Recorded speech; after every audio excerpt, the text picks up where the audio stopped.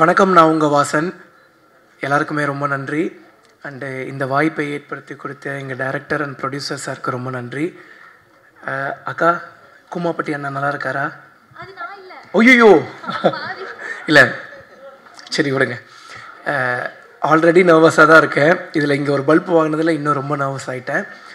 IPL Indian பின்னல்லா. So இந்த படம் வரக்கூடிய 28ஆம் தேதி ரிலீஸ் ஆக போகுது தியேட்டரில். எல்லோரும் மறக்காமல் உங்கள் குடும்பத்தோட, ஃப்ரெண்ட்ஸ் அண்ட் ஃபேமிலியோடு போய் பாருங்கள். இது என்னோடய முதல் படம். நிறைய தப்புகள் கண்டிப்பாக நான் செஞ்சுருந்துருப்பேன் உள்ள. நீங்கள் பார்த்துட்டு உங்களோட ஹானஸ்டான ரிவ்யூ சொல்லுங்கள். நானுமே என்னென்ன மிஸ்டேக் பண்ணியிருக்கணும் அதெல்லாம் கண்டிப்பாக நான் சேஞ்சஸ் பண்ணிக்கிறேன். ராஜேஷ் மாஸ்டர். ஸோ பாட்டு ரிலீஸ் ஆன உடனே டான்ஸ் எல்லாருமே நல்லாயிருக்குங்கும் போது எனக்கு அவ்வளோ ஷாக். எதனாலன்னு பார்த்துட்டிங்கன்னா, நான் ரொம்ப கூச்ச சுபாவம் உள்ள பையன். நான் சொன்னால் யாரும் நம்ப மாட்டேங்கிறாங்க.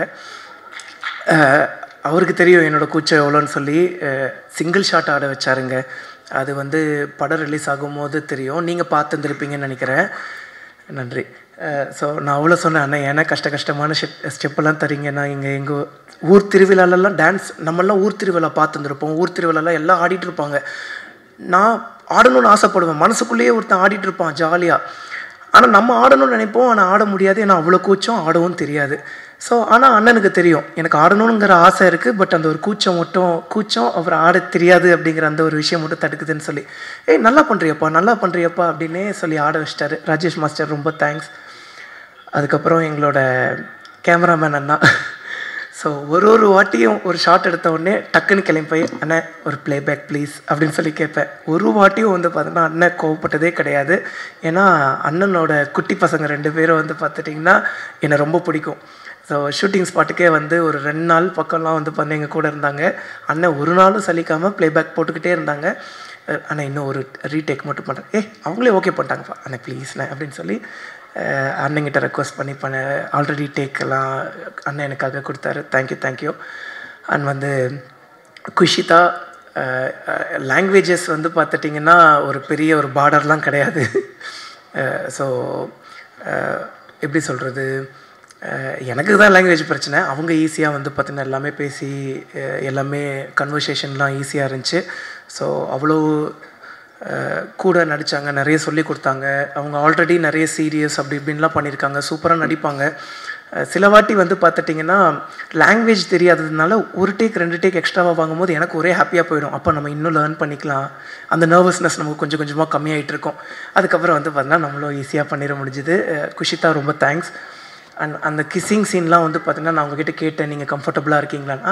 கம்ஃபர்டபுள் தான், ஆனால் கிஸ்ஸுக்கெல்லாம் நோ அப்படின்னு தான் சொன்னாங்க.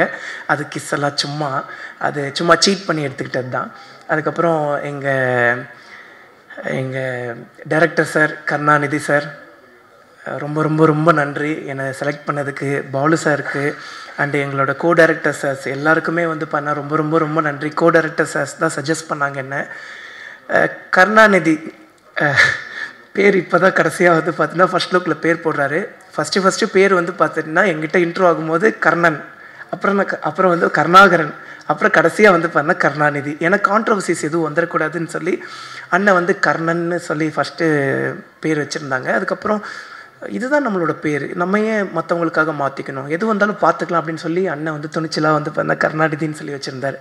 எனக்கு அந்த கர்ணன் ஐயாவை ரொம்ப பிடிக்கும். ஸோ அது ஒரு மாதிரி கனெக்டிங்காக இருந்துச்சு ஸ்டார்டிங்கில். அதுக்கப்புறம் அபிராமி மேம், ஐயோ என்ன க்யூட்டுங்க, அவங்க ரொம்ப க்யூட்டுங்க. அண்ட் போஸ் வெங்கட் சாரை மிஸ் பண்ணிட்டேன். டக்குன்னு இந்த ரீல்ஸுங்கும் போது டக்குன்னு ஞாபகம் வருது. அவர் கொஞ்சம் பின்னாடி உட்காந்ததுனால டக்குன்னு கவனிக்க முடியல. நானும் அபிராமி மேமும் கிஷோர் சாரும் பண்ண ஒரு ரீல்ஸ் பண்ணியிருந்தோம். கேஷுவலாக சார் கூட பண்ண முடியல, ஏன்னா அன்றைக்கி சார் கிடையாது. சார் கொஞ்சம் அன்றைக்கி சாருக்கு டேட் கிடையாது. நாங்கள் பண்ணால் அபிராமி மேம் கூடயும் கிஷோர் சார் கூடயும் படத்துக்காக ஒரு ப்ரமோஷன் ரீல் பண்ணியிருந்தோம். அது கொஞ்சம் வைரல் ஆகிடுச்சு. அதுக்கப்புறம் சார் கேஷுவலாக வாசா எப்போ நம்ம ரீல்ஸ் பண்ணுறோம் அப்படின்னு சொல்லி கேட்கும்போது, ஐயோ அது எவ்வளோ பெரிய மனசு வரணும். அது போக அண்ணனோட ஃபேமிலியில் இருக்கக்கூடியவங்களுக்கெல்லாம் என்னை ரொம்ப பிடிக்குமா, அது சொல்கிறக்கே பெரிய மனசு வரணும்ல. ரொம்ப நன்றி சார். அதுக்கப்புறம் எங்களோட செல்லக்குட்டி அபி மேம் பார்த்துட்டிங்கன்னா அவ்வளோ ஸ்வீட், ஐயோ ரொம்ப க்யூட். அவங்களோட க்யூட்னஸ்க்கே ஒரு பெரிய லவ். அதுக்கப்புறம் எங்களோட பாக்யராஜ் சார் எல்லோரும் சொல்லுவாங்க சின்ன வயசுலேருந்துன்னு சொல்லாதீங்கடா, எங்களுக்கு வயசான மாதிரி இருக்குதுன்னு சொல்லி. பட் இருந்தாலும் என்னை மன்னிச்சிக்கோங்கண்ணே, உங்ககிட்ட நான் நேரில் சொன்னதை இப்போ நான் சொல்லியே ஆகணும். 2011 அப்போ எனக்கு ஒரு 11 வயசு. நான் ஒரு 7th 6th படிச்சுட்ருப்பேன். சார் வந்து மேட்டுப்பாளையத்தில் இருக்கக்கூடிய மெட்ரோ ஸ்கூலுக்கு வந்து சீஃப் கெஸ்ட்டாக வந்திருந்தார். நான் வந்து SRSI ஸ்கூல், எனக்கும் அந்த ஸ்கூலுக்குமே வந்து பண்ண ரொம்ப தூரம். ஆனுவல் டேவை அட்டன் பண்ணணும் அப்படின்னு சொல்லி அங்கேருந்து நடந்தே வந்தேன். ஸோ சாரை வந்து பார்த்துட்டிங்கன்னா அங்கே பார்த்தேன், ரொம்ப சந்தோஷமாச்சு. பட் ஃபோட்டோஸ்லாம் அப்போ பெருசாக எடுக்க முடியாது அண்ட் பக்கத்துலேயே போக முடியாதுல்ல. பட் அங்கே தூரமாக நின்று நான் சந்தோஷப்பட்டுக்கிட்டேன். சார்கிட்ட கேட்டேன், சார் உங்களுக்கு ஞாபகம் இருக்கா அப்படின்னு சொல்லி. மெட்ரோ ஸ்கூல், என்னோடய ரிலேட்டிவ், ஓகேண்ணே. பட் இப்படி நம்மளை பார்த்துருந்துருக்க மாட்டாங்க, பார்த்துருந்தாலும் ஞாபகம் இருக்காது இல்லைங்க. ஒரு நாளைக்கே வந்து பண்ணால் 200 300 500 பேரை பார்ப்பாங்க. அப்படி இருக்கும்போது ஞாபகம் வச்சுக்க முடியாது. சாரோட மூவிஸ்லாம் ரொம்ப பிடிக்கும். Love you so much sir. And எங்கள் ப்ரொடியூசர் டேரக்டர் சார் வந்து அடிக்கடி கேட்பார், என்ன தாண்டா பண்ணி நீ ப்ரொடியூசர் சாரை மைக்கி வச்சுருக்கேன்னு. ஐயோ சத்தியமாக எதுவுமே இல்லை. நான் டேரக்டர் சார்கிட்ட பேசின அளவுக்கு கூட வந்து பண்ணேன்னா ப்ரொடியூசர் சார்கிட்ட பேசினது கிடையாது. பட் அவ்வளோ அன்பு, ஏன் இவ்வளோ அன்பு? ஆனால் அந்த அன்புக்கு ரொம்ப நன்றி. அந்த அன்புக்கு எப்போவுமே நான் உண்மைக்குரியவனாக இருப்பேன். டீசர்லேருந்தே நான் ப்ரொமோஷன் ஆரம்பிச்சிட்டேன். காரணம் வந்து பார்த்துட்டிங்கன்னா இந்த படம் கண்டிப்பாக வெற்றி பெறணும். நம்மளை நம்பின்னு சொல்லக்கூடாது, டேரக்டர் சார் நம்பி தான். ஸோ வந்து சார் வந்து பார்த்தீங்கன்னா ஓகே பண்ணியிருக்காரு. பட் ஈவன் தான் நம்மளையும் நம்பி வந்து பார்த்துட்டிங்கன்னா இவ்வளோ பெரிய ரிஸ்க் எடுத்திருக்காங்க. ஸோ அது ரிஸ்க்குன்னே சொல்ல விடக்கூடாது அப்படிங்கிற அளவுக்கு ப்ரொமோட் பண்ணிகிட்ருக்கோம். மீடியா நண்பர்களான நீங்களும் இங்கே இருக்கக்கூடிய எல்லாருமே உங்களோட சப்போர்ட்டை கொடுங்க. ஸோ எல்லாருக்கும் ரொம்ப நன்றி. கிஷோர் சார் என்னங்க நடிப்பு, அடா. ஆக்சுவலிங்க நான் வந்து நிறைய லேர்ன் பண்ணுவேன். ஏன்னா இது தானேங்க நம்ம ஃபஸ்ட்டு மூவி. நிறைய நர்வஸ்னஸ் இருந்தாலும் நிறைய லேர்ன் பண்ணுவேன்னா அந்த மாதிரி வந்து பண்ணால் நிறைய ஃபஸ்ட்டு சார் கூட வந்து பார்த்தீங்கன்னா நடிக்கிறோம். ஸோ ரோல் ஆகிடுச்சு, ஆக்ஷன் சொல்லிட்டாங்க. திடீர்னு சார் வந்து கேஷுவலாக பேச ஆரம்பிச்சிட்டாரு. நான் இருந்துட்டு என்னடா திடீர்னு கேஷுவலாக பேச ஆரம்பிச்சிட்டாரு, ஒரு வேளை எதாவது பண்ணிட்டாங்களா, நம்ம தான் கவனிக்கலையா அப்படின்னு. அதுக்கப்புறம் சார் அப்படின்னு பார்த்தா அதுதான் டைலாக். எவ்வளோ இயல்பாக பேசினார் அதெல்லாம் பயங்கர இன்ஸ்பிரேஷனாக இருந்துச்சு. அதுக்கப்புறம் நன்றி சார். அண்டு எங்கள் அஸ்வின் விநாயகமூர்த்தி சார், அண்ணனோட மியூசிக் பயங்கரமாக இருந்துச்சு. அதுலேயும் வந்து பண்ணால் செகண்ட் ஹாஃபில் ஆக்சுவலி எப்படி சொல்கிறது, நாங்கள் நம்மளே ஹீரோவை பார்க்கும்போது அது கொஞ்சம் ஓவராக இருக்கும் அப்படிங்கிற வந்து தோணும். ஆனால் என்னையே நான் ஹீரோவை பார்த்தது வந்து உங்களோட மியூசிக்கோட அந்த ஒரு செகண்ட் ஹாஃபில் தான். ரொம்ப பயங்கரமாக இருந்துச்சு. ரொம்ப ரொம்ப ரொம்ப நன்றிண்ணே. அண்டு எல்லாருக்குமே ரொம்ப நன்றி. எங்கள் சாருக்கு வந்து பார்த்துட்டிங்கன்னா நாங்கள் நின்று நிறைய பேசிகிட்டு இருந்தோம். எல்லாருக்குமே ரொம்ப நன்றி. அப்போ அது நீங்கள் இல்லையா? ஆனால் அதே மாதிரி தான் இருக்கீங்க. ஒருவேளை எனக்கு தான் தெரில போல், ரொம்ப சாரி. ஸோ வர 28ஆம் தேதி நம்மளோட IPL இந்தியன் பீனல் லா படம் தேட்டரில் ரிலீஸ் ஆகும்.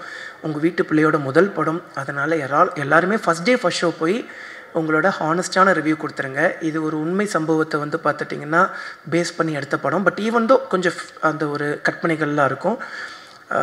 எவ்வளவு அநியாயங்கள் நடக்குது அப்படின்னு சொல்லி நம்ம மக்களுக்கு எடுத்துகிட்டு போகிறோம். ஸோ வந்து நார்மலாக நியூஸ் பேப்பர் படிக்கிறோம், நியூஸ் பேப்பரை கடந்துட்டு நம்ம பாட்டுக்கு போயிடுறோம். அப்போ இதுதான்ப்பா உண்மை, இவன் இப்படி தான்ப்பா அப்படின்ட்டு போயிடுறோம். ஆனால் அந்த நியூஸ் பேப்பருக்கு பின்னாடி, அந்த நியூஸுக்கு பின்னாடி எவ்வளோ உண்மைகள் இருக்குதுன்னு சொல்லி, எவ்வளவு அரசியல் பலம் வாய்ந்த மக்கள் இருக்காங்க, பணம் வாய்ந்த மக்கள் இருக்காங்கன்னு சொல்லி நம்ம படம் எடுத்து சொல்லும். எல்லாருக்கும் ரொம்ப நன்றி. தேங்க்யூ.